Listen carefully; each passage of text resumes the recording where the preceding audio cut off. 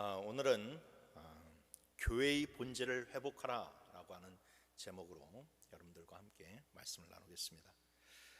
우리가 살다 보면 중요한 것 같은데 정작 지나고 보면 중요하지 않은 것들이 있어요. 그런데 또 다른 한편으로는 중요하지 않은 줄 알았는데 시간이 지나 보면 그것이 굉장히 중요했던 일들이 있습니다. 이런 것을 판단하는 기준은 무엇입니까? 결국 어떤 것이 그 일의 본질에 가까웠느냐, 그것의 그런 생명에 가까웠느냐에 따라서 나중에 결국 보게 되면 그것이 중요한 것이었는지 아니면 중요하지 않은 것이었는지를 드러나게 된다라는 것이죠. 그런데 사람이라는 것이 대체적으로 그런 인생을 쭉 보게 되면 정작 중요하지 않은 거에 많은 시간과 노력을 쏟아부을 때가 많고, 정작 중요한 것에는 소홀히 할 때가 참으로 많이 있다는 겁니다. 건강한 삶, 진짜 퀄리티 있는 그런 삶을 살아가려면 운동과 외모 중에서 무엇이 더 중요합니까? 운동이 더 중요하겠죠.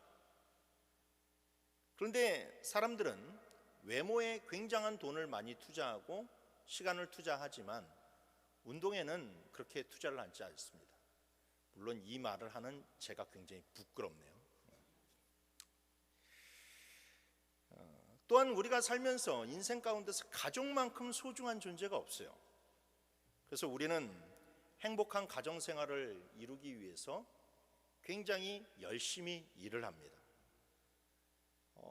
야근도 하고 잔업도 하고, 그 다음에 최선을 다해서 요즘은 막 투잡, 쓰리잡 하는 그런 사람들이 굉장히 많이 있는 것처럼 이 가정을 위해서 열심히 일을 하는데, 그런데 그렇게 외적인 일에 쏟느라 정작 중요한 가정과 시간을 갖지 못하는 것들이 더 많게 된다.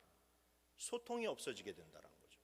그래서 나는 가족을 위해서 열심히 노력을 했는데 결국 가정이 죽어가고 가정이 깨지고 가정이 힘들어하는 그런 일들이 벌어지게 된다라는 거죠. 어떤 교회에 권사님이 목사님을 찾아와서 기도 부탁을 했습니다. 목사님, 우리 아들을 위해서 좀 기도해 주세요.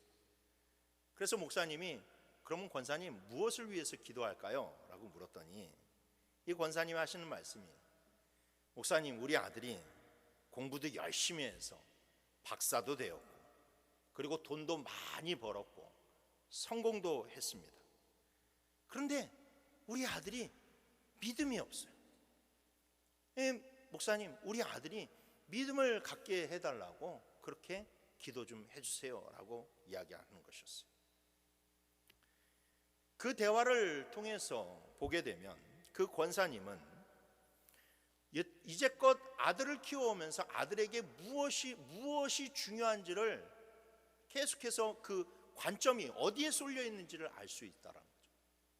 아들이 성공하고 공부 잘하고 출세하는 것이 중요하다고 생각해서 그 나이가 될 때까지 계속 그거에 대해서 푸시를 하고 그거에 대해서 강조를 했지만, 그런데 정작 본인이 이제 세상을 떠날 날들이 가까워지기 시작하면서 인생을 되돌이켜 보니까 그런 것이 중요하지 않다라는 것을 알게 되었어요.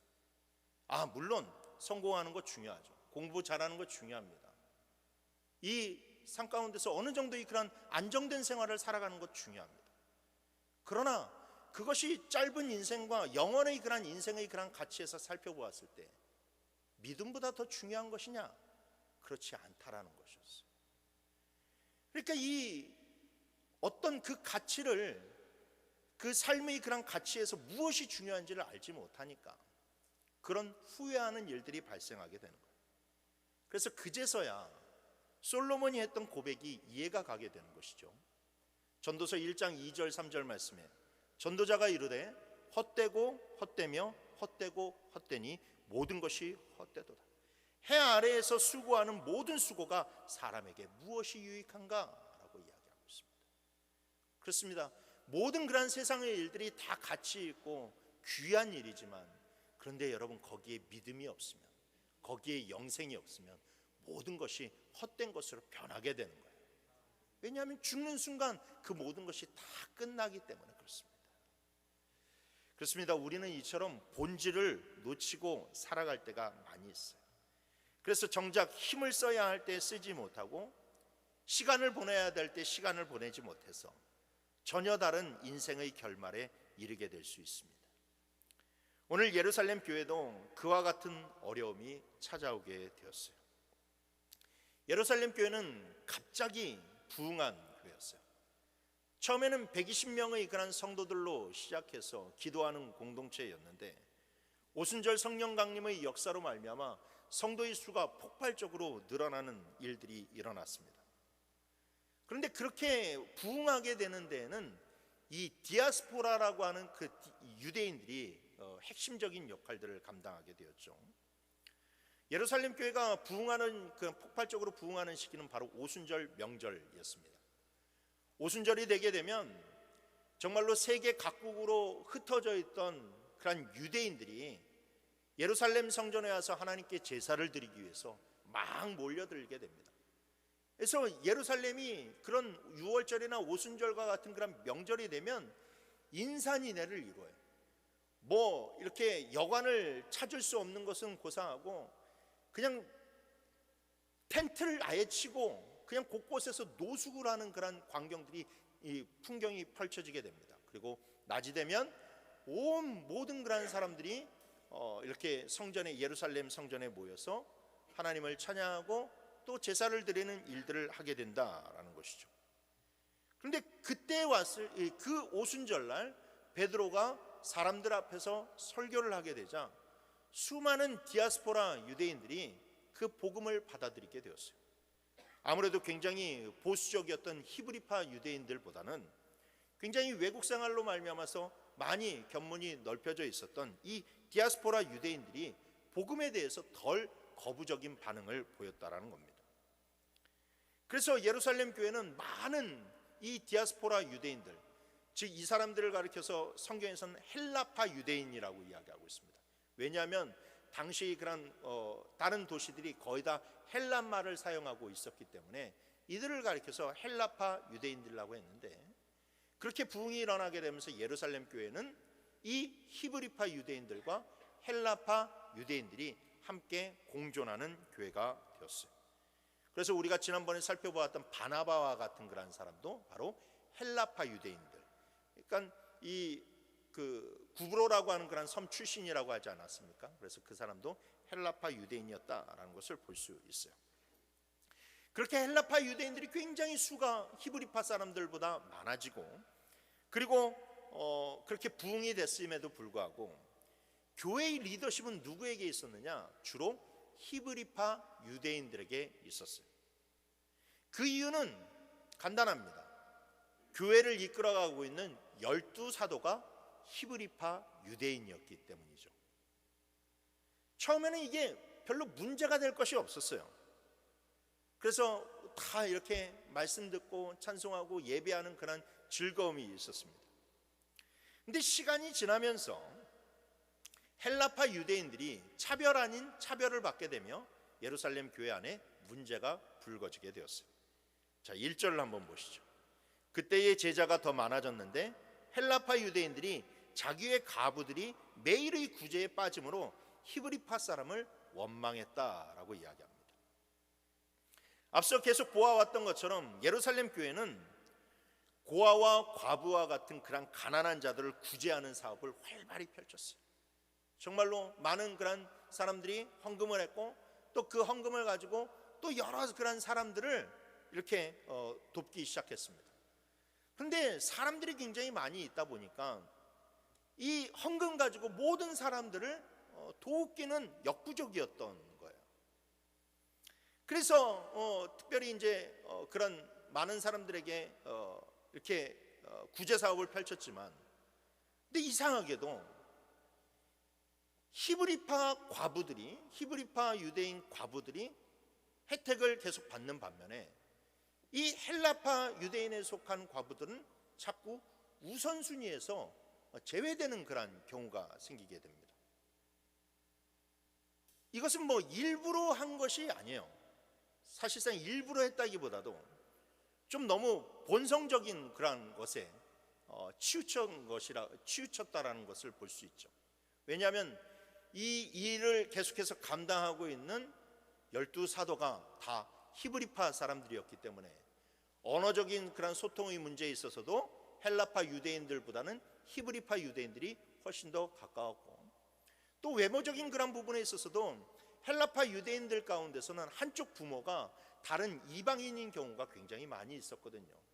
그래서 외모적인 그런 부분들도 어찌 보면 또 그렇게 다가왔을 수도 있고, 그리고 나름대로 히브리파 유대인들은 이전서부터 계속 잘 알고 있었는데 헬라파 유대인들은 새로 들어온 사람이다 보니까 이 의도치 않게 계속해서 눈에 먼저 들어오는 그런 히브리파 사람들에게 많은 구제를 주고 헬라파 유대인들은 그 우선순위에서 멀어지게 되었습니다.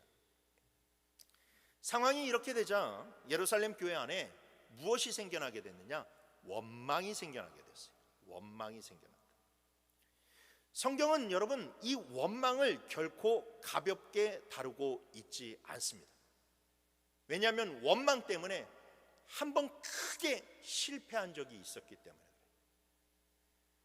제가 성경 프로그램을 이렇게 켜고 거기에다 원망이라고 하는 단어를 쓴 다음에 그 원망이라고 하는 단어가 들어간 모든 구절들을 딱 검색을 했더니 거의 절반에 가까운 이 원망에 관한 구절이 어디에 등장하게 되냐면 출애굽 사건에 등장을 하게 됩니다.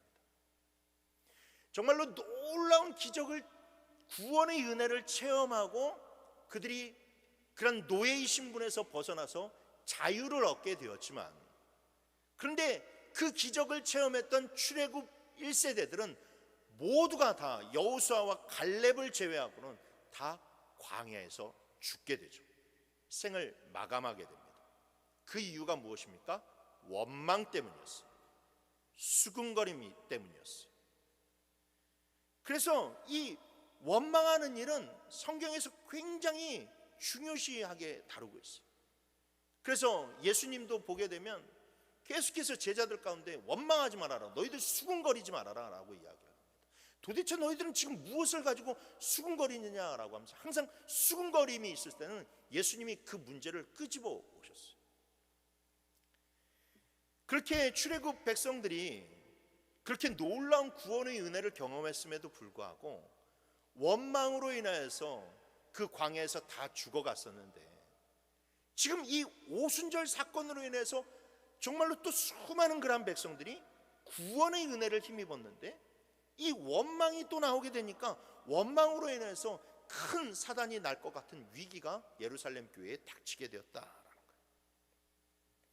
그래서 성령의 감동을 힘입은 사도들은 이 일을 결코 그냥 넘어가려 하지 않았습니다. 자칫 잘못하다가는 교회가 두 쪽이 나거나 아니면 많은 헬라파 유대인들이 시험에 들어서 믿음을 저버릴 수 있기 때문이었어요. 그래서 교회의 위기를 탈출을 해야만 됐습니다. 근데 사도들이 이 위기를 탈출하기 위해서 찾은 방법은 헬라파 유대인들을 막 찾아가서 막 위로하고 그들의 마음을 바꾸려고 했던 그러한 방법을 시도하지 않고 사도들은 어떤 방법을 시도했느냐? 바로 교회의 본질을 회복하는 시도를 하게 된 거예요. 예수님이 왜 교회를 세우셨는지 다시 한번 생각해 보면서 이 본질을 회복해야 되겠구나라고 그들은 이것에 노력을 기울였고, 그래서 결과적으로는 예루살렘 교회는 이 사건을 통해서 더욱더 든든히 서가는 교회로 설 수 있었습니다. 그래서 오늘 이야기를 통해서 우리가 이 교회의 본질이 과연 무엇인지를 한번 살펴보면서 우리 교회는 과연 본질에서 얼마만큼 가까워 있는가를 한번 점검해보고 우리 교회도 본질이 살아있는 교회가 되기를 주님의 이름으로 축원합니다.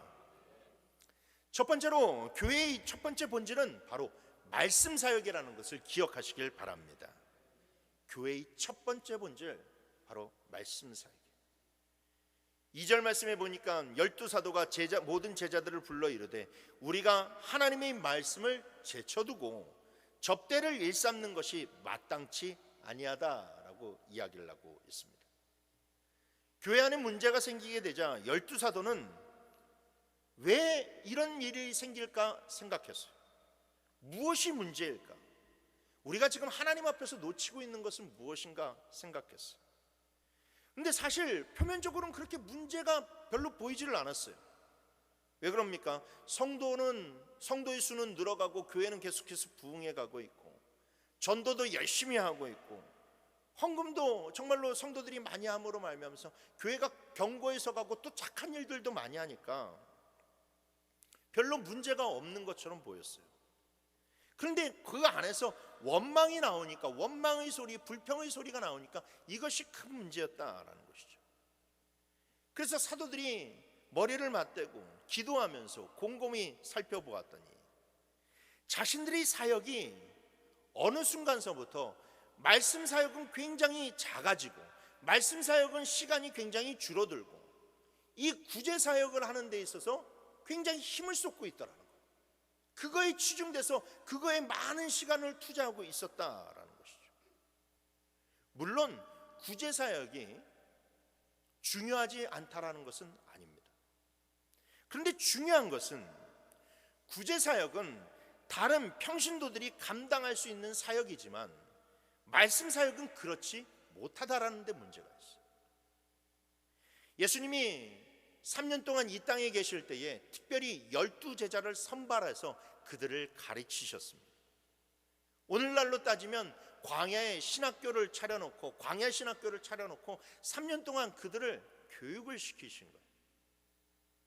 예수님이 제자들을 집중적으로 훈련시킨 것은 무엇이냐? 바로 말씀 교육이었습니다.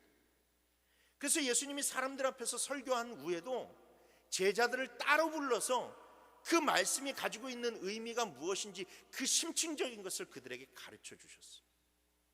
그리고 말씀이 있을 때에 하나님의 권능이 얼마나 크게 나타나는지를 직접적으로 보여주셨어요.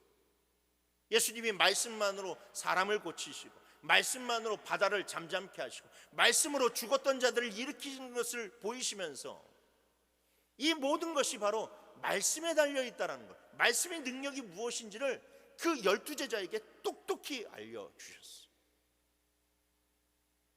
그래서 이 사도들은 그 말씀을 전하기 위해서 생업도 포기하고 모든 것을 다 내려놓고 사도의 삶을 살기로 헌신했다라는 것.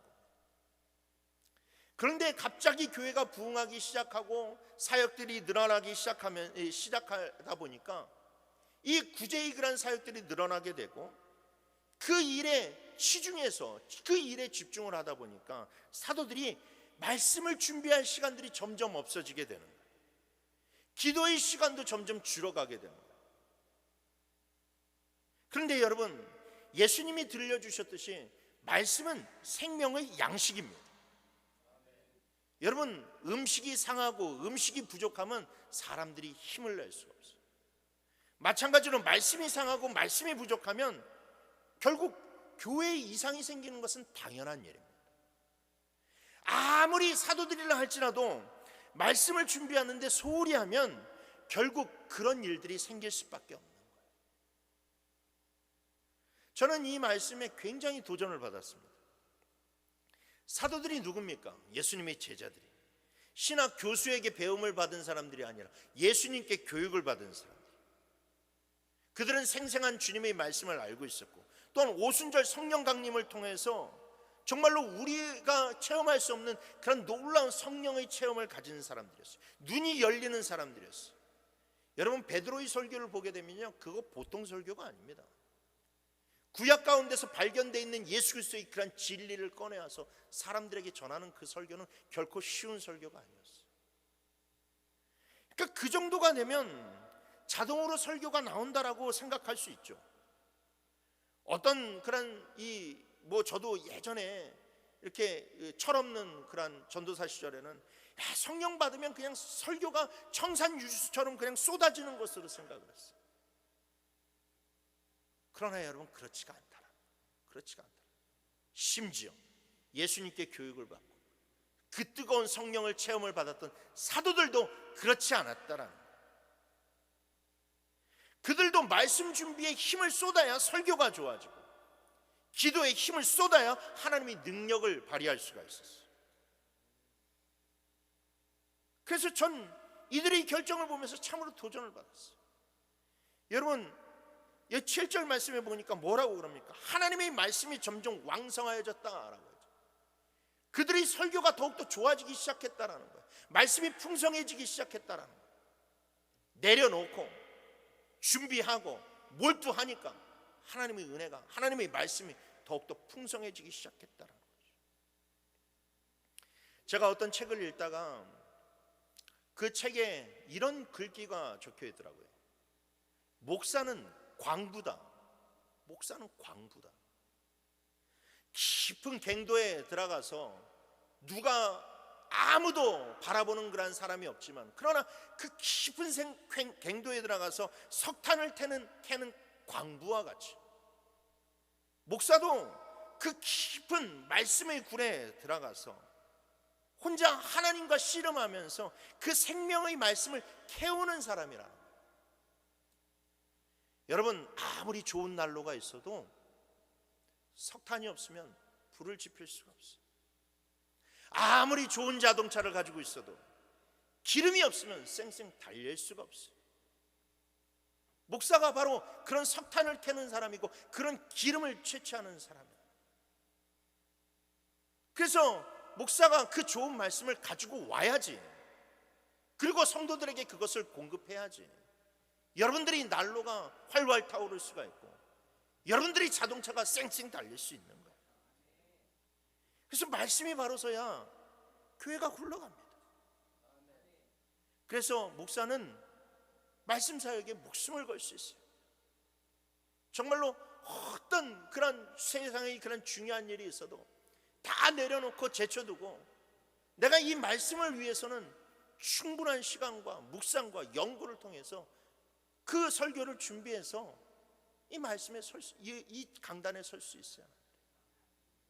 그래서 목사의 그런 설교는 나이가 들수록 더 좋아져야 돼요. 시간이 지날수록 더 영글어야 돼요. 제가 예전에도 한번 말씀드린 적이 있지만 신학교 시절에 저희 은사님 중에 한 분이 굉장히 설교를 너무나도 잘하셨어요. 그분이 선교사역도 하시고 목회사역도 하시고 그렇게 오랜 그런 목회를 하셨지만 나중에 신학교에 오셔서 설교를 하시는데, 야, 저는 생전 들어보면서 그런 설교를 들어본 적이 없어요. 너무나도 은혜롭고 그러나 말씀의 그런 진리와 본질이 살아있는 그 설교를 보았어요. 그런데 저도 그분의 그런 설교를 들어보니까 나도 그런 설교를 하고 싶은 거예요. 그런데 여러분, 그때 저는 깨달았습니다. 아, 지금은 내가 저런 설교를 할 수 없다. 당시 30대에 있는 그런 사람이 인생에 대해서 알면 얼마나 알겠습니까? 그 인생의 그런 고통에 대해서 알면 얼마나 알겠습니까? 근데 그분의 설교는 진짜 인생의 그런 총체적인 것들이 다 묻어나서 이 전파되는 그런 설교였거든요. 그래서 제가 그때 생각하기를, 내가 30대는 30대에 걸맞는 설교를 하고 40대는 40대에 걸맞는 설교를 하고 50대는 50대에 걸맞는 설교를 해서 결국 내가 저 나이가 되었을 때는 나도 저런 설교를 맺을 수 있는 사람이 되어야 되겠다라고 생각했어요. 설교는 나아져야만 된다. 그런데 목사가 시간이 지날수록, 교회가 부흥될수록 여러 가지 사역들에 치이고 힘들어져서 매너리즘에 빠지게 되고 설교의 질들이 점점 안 좋아지는 그것은 저는 옳지 않은 것이라고 생각합니다. 그래서 목사는 죽을 때까지 이 말씀을 붙잡고 말씀을 위해서라면 모든 것을 다 내려놓을 수가 있어요. 그런데 여러분, 이것이 결실을 맺으려면 목사의 마음가짐도 중요하지만 성도들의 마음가짐도 굉장히 중요합니다. 5절 말씀에 보니까 사도들이 이 결정을 내렸을 때, 이제 우리는 이 모든 것을 다 내려놓고 오로지 말씀에만 집중하겠다라고 하는 결정을 내렸을 때 온 무리가 이 말을 기뻐했다고 그랬어요. 이 말을 기뻐했다. 사도들이 말씀에 집중하고 말씀을 들고 나오겠다라고 하는 그 결정을 내렸을 때 성도들이 기뻐했다라는 거예요. 그렇습니다. 여러분, 여러분들 가운데 늘 진리의 말씀에 대한 갈망이 있어야 돼요. 여러분, 목사에게 여러분들이 가장 요구해야 될 것은 무엇이냐? 하나님의 말씀이에요. 말씀. 그래서 그 갈망이 있고 그 진리의 말씀을 듣고 기뻐할 때에 여러분, 교회는 든든한 교회가 설 수 있어요. 교회에서 여러 가지 문제들이 발생하거나 혹은 불평이 발생할 때 거기에 보게 되면 대체적으로 그런 모든 문제와 불평과 원망들은 본질과는 상관없는 데서 흘러나온 것을 볼 수 있어요. 그 이유는 여러 가지가 있겠지만 대체적으로 사람들이 말씀과 진리를 바라보지 않고 자꾸만 사소한 것들에게 집중하기 때문에, 그래서 교회의 영적 분위기가 바로 살려면 말씀에 집중해야 되고 기도에 힘쓸 때에 정말로 모든 문제가 해결된다는 것을 여러분들 반드시 알아야 합니다. 말하다가 예수님께 나와서 불평을 했어요. 근데 여러분, 그 불평을 한 이유가 무엇입니까? 무엇이 더 중요한지를 알지 못했기 때문에. 제가 저번에도 설교했지만 식사 준비가 중요하지 않다라는 게 아니에요. 식사 준비가 중요하지 않다는 게 아니에요. 그러나 무엇이 더 중요한지를 깨달아야만 된다는 것이고, 그 우선순위, 그런 바른 우선순위를 알게 됐을 때 우리가 은혜가 나오는 것이고 기쁨이 나오는 것이지, 그 우선순위가 헤쳐지게 되면 마르다처럼 주의 일을 하면서도 불평과 원망이 쏟아져 나올 수밖에 없어요. 그러니 여러분, 이것을 잘 기억하시길 바랍니다. 우리가 교회의 가장 중요한 본질은 바른 말씀이 세워지고 예배의 그런 사역들이 회복되고 영성을 세워나가신 것임을 여러분들 잊지 마시고, 저는 목회자로서 열심히 말씀을 캐고 여러분들은 그 말씀을 받아서 정말로 힘있는 삶을 살아가시길 주님의 이름으로 축원합니다. 두 번째로 교회의 중요한 본질은 바로 평신도 사역입니다. 사도들이 자기네들이 말씀에 전담하기 위해서 이 사역을 내려놓는다라는 것이지, 그 구제 사역이 멈춘다라는 것을 의미하는 것은 아니에요. 여러분, 교회는 예배만을 위한 공동체는 아닙니다. 예배가 중요한 교회의 본질이고 중요한 사명이지만, 그러나 교회는 예배 이외에도 여러 가지 사명들을 감당해야만 합니다. 그리고 그것을 이 사도들이 내려놓았을 때 누군가를 감당해야 되는데 그것이 바로 평신도들이었다. 그래서 여러분, 교회에서는 목사가 말씀에 전념을 하지만 그만큼 그 내려놓은 사역들을 누가 감당해야 되느냐? 평신도들이 감당해요. 그래서 평신도 사역이 굉장히 중요하다고 할 수 있습니다. 본문에서 구제라고 하는 이 헬라어 단어는 디아코니아라고 하는 단어인데, 이 단어는 오늘 우리 성경에는 구제라고 번역이 되어 있지만 본래의 뜻은 섬김이에요. 섬김.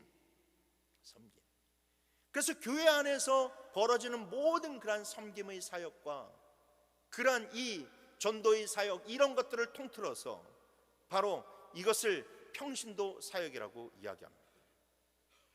평신도 사역은 교회에서 굉장히 중요한 사역이에요. 목사가 하는 사역이 성도들이 영적 양식을 책임지는 사역이라면, 평신도 사역은 그것에 힘입어 서로를 돌보고 더 나아가 세상 사람들에게 예수의 사랑과 복음을 전하는 사역을 감당하는 거예요. 그리고 그 평신도 사역을 감당하도록 하기 위해서 교회는 직분이라는 것을 만들었습니다.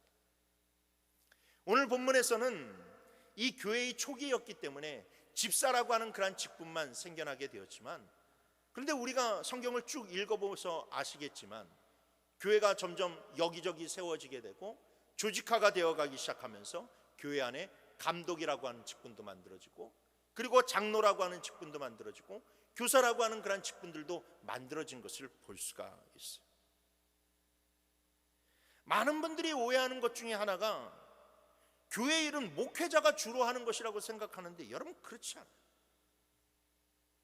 목사가 북치고 장구치고 하는 교회는요, 여러분 절대 성장할 수가 없어요. 여러분 성장한 교회들을 가보세요. 뜨거운 교회들을 가보세요. 은혜가 넘치는 교회를 가보세요. 목사는 강단에서만 드러나지 나머지 일들은 다 직분자들과 평신도들이 그 일들을 감당하게 됩니다. 서로 으쌰으쌰 되면서 정말로 자기 일들을 감당하게 됩니다. 신실한 평신도 일꾼들이 세워지고 평신도들이 부지런히 움직여야 여러분 교회가 부흥할 수 있어요. 이것은 쌍두마차라고 할 수 있어요.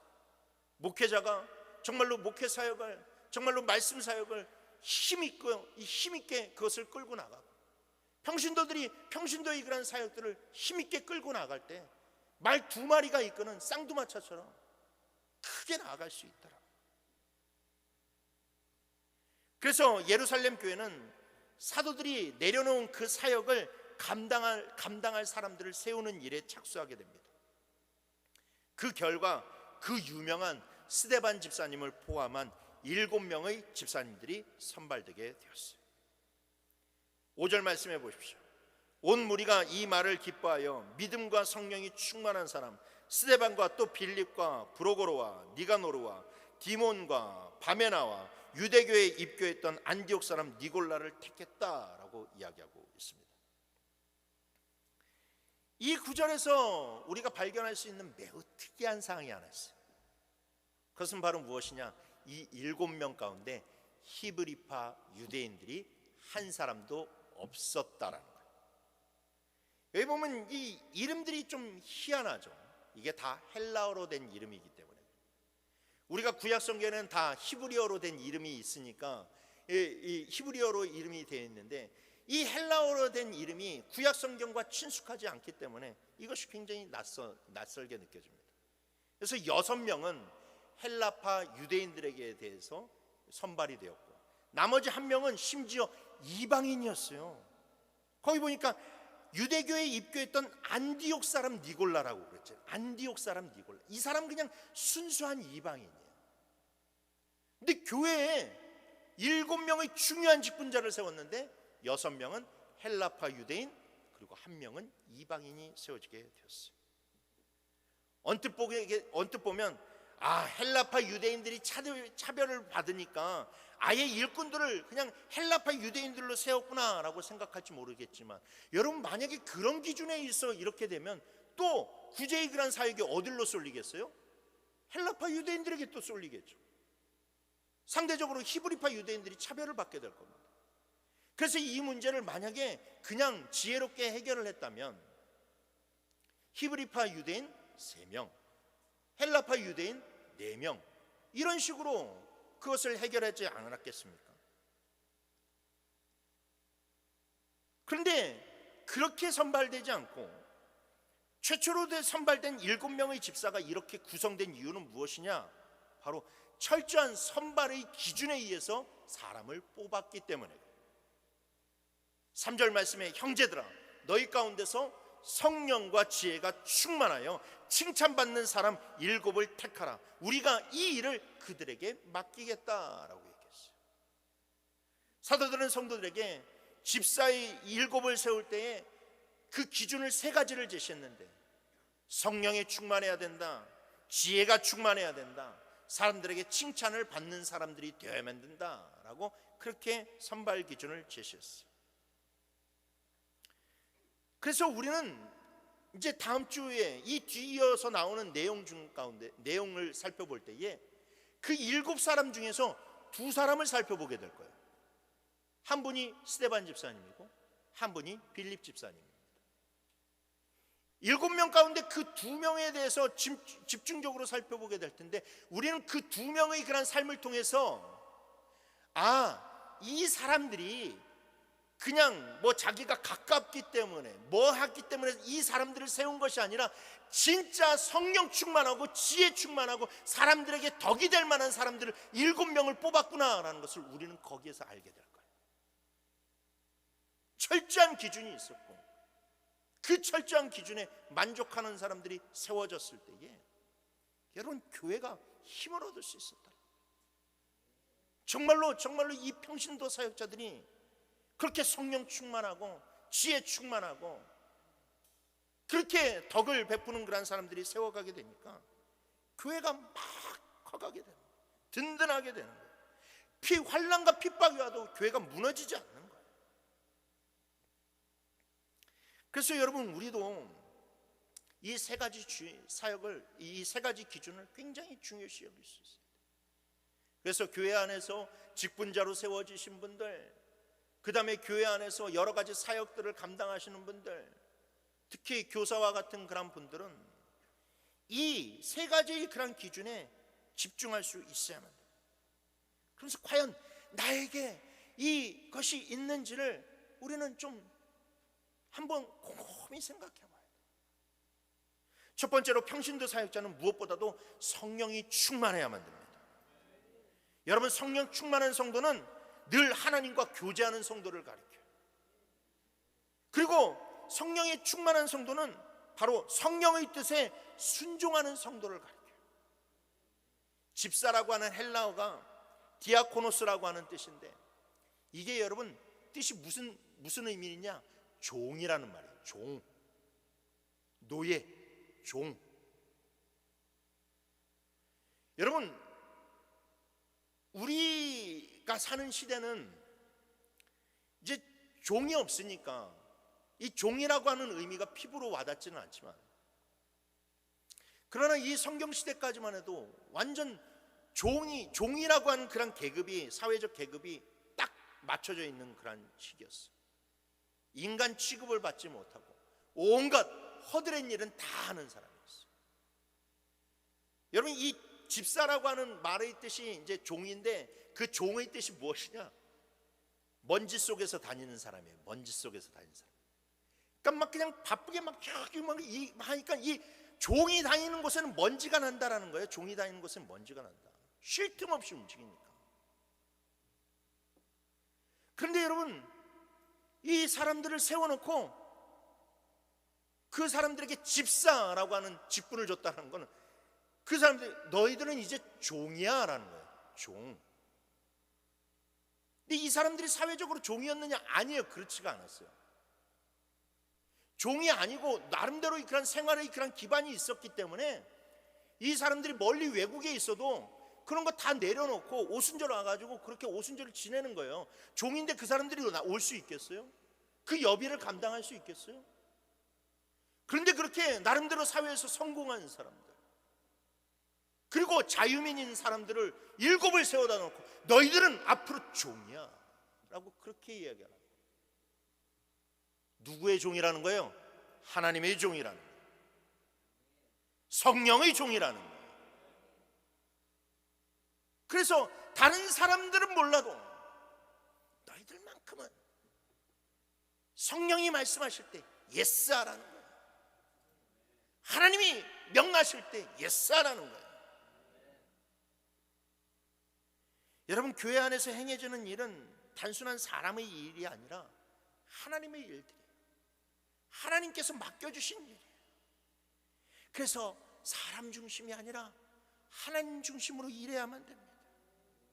여러분, 목회자가요, 자신을 하나님의 종이라고 생각하고 내가 진짜 사명받았구나를 깨닫게 되면요, 여러분, 그때서부터는 아골골짝 빈들에도 가는 거예요.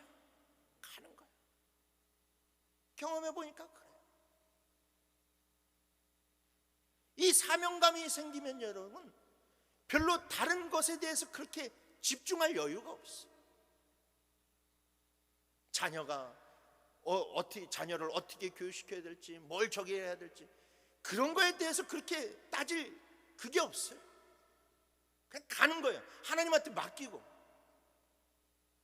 여러분, 선교사들이 자녀의 미래를 걱정하면 자녀들 데리고 그 오지 같은 데 가겠습니까? 그게 여러분 종이기 때문에 가능한 거예요. 종이기 때문에.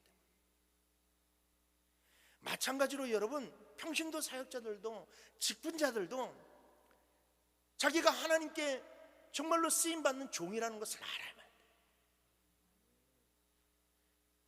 그래서 여러분, 우리가 그 종된 사명으로, 근데 세상의 종은 억지로 하잖아요. 억지로 내가 맞지 못해서 하잖아요. 그런데 하나님의 종은 그렇지가 않대요.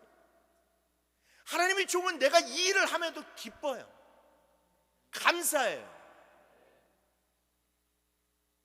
그 일을 할 수 있는 것이 무엇이냐? 성령에 충만하기 때문에.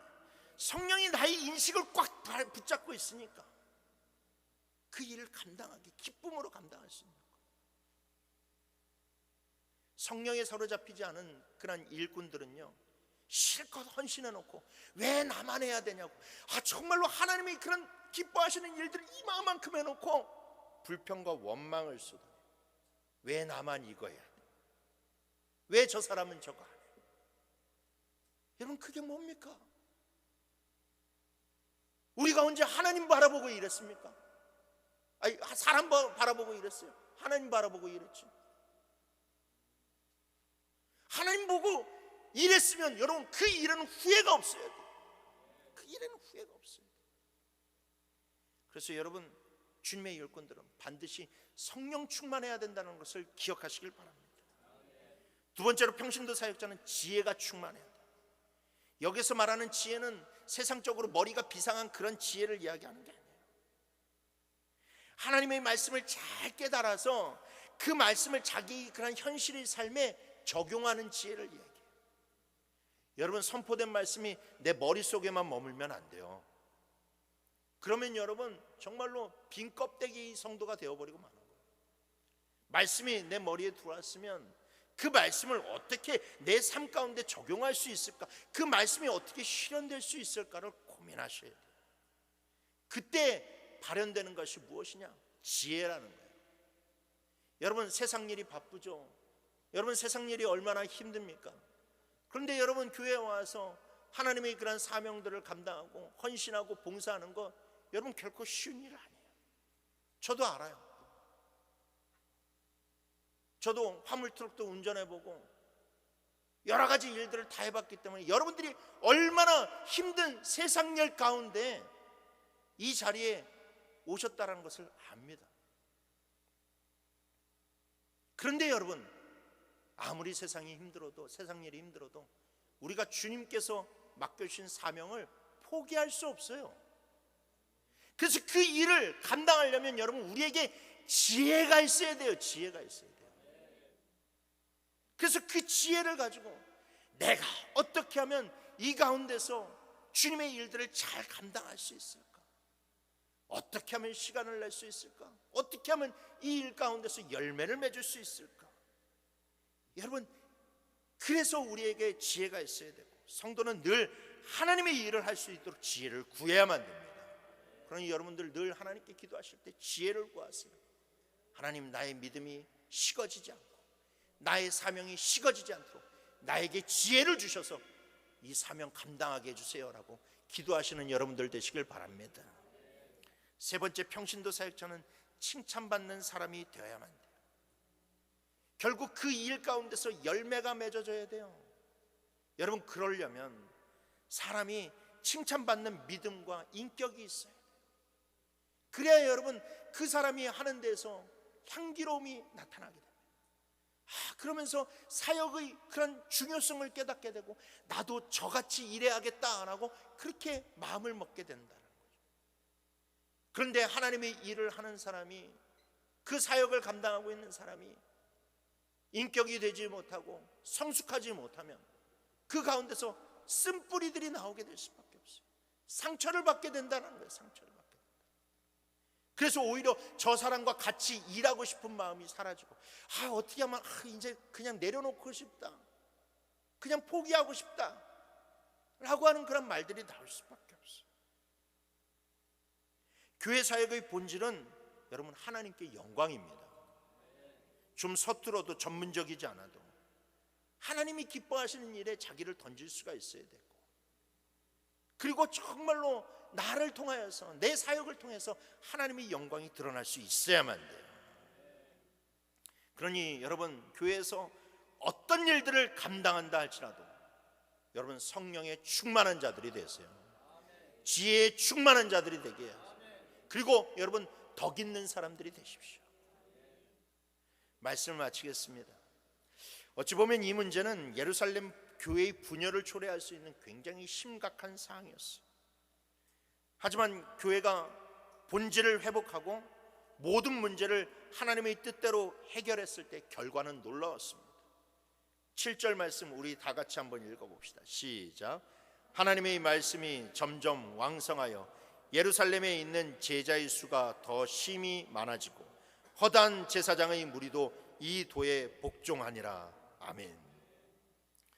교회 안에서 하나님의 말씀이 점점 왕성해지고 히브리파와 헬라파가 서로 나뉘어졌던 것들이 정말로 예수 안에서 히브리파와 헬라파가 하나가 되는 화합의 역사도 일어났어요. 더 놀라운 것은 그토록 박해하고 그토록 고집스럽던 제사장들이 돌아오기 시작했다. 허다한 제사장의 무리들이 나와서 예수의 이름을 부르짖고 회복되는 역사가 일어나게 되었어요. 그렇습니다. 여러분, 교회는 본질을 절대로 잃어버려서는 안 돼요. 모든 것이 하나님께 영광이 돼야 돼요. 목회자와 성도가 그 본질 가운데서 자기의 맡은 바 사명들을 잘 감당해야만 합니다. 우리 광연순복음교회도 목회자와 성도가 항상 하나님이 무엇을 기뻐하실까 고민하는 교회가 되었으면 좋겠습니다. 저도 더 열심히 힘을 내서 하나님께서 맡겨주신 사명들을 잘 감당하고 여러분들도 하나님께서 여러분들에게 맡겨주신 그런 사명을 잘 감당하시길 바랍니다. 그런데 여러분, 그것은 기도 없이는 할 수 없어요. 기도 없이는 할 수 없어요. 그래서 이 사도들이 말씀 사역에 전념하겠다라고 그러면서 나중에 뭐라고 이야기하면 우리가 말씀과 기도에 힘을 쓰겠다라고 했어요. 말씀 사역을 감당하기 위해서는 기도해야 된다라는 거예요. 근데 여러분들도 마찬가지. 평신도 사역을 감당하려면 기도해야 해요. 기도하지 않는 자는 무너질 수밖에 없어요. 그럼 여러분들 이것을 잘 기억하시고 우리 모두가 본질적 사명을 잘 감당하여서 하나님께 영광을 돌리는 성도, 직분자, 교회가 되기를 주님의 이름으로 축원합니다.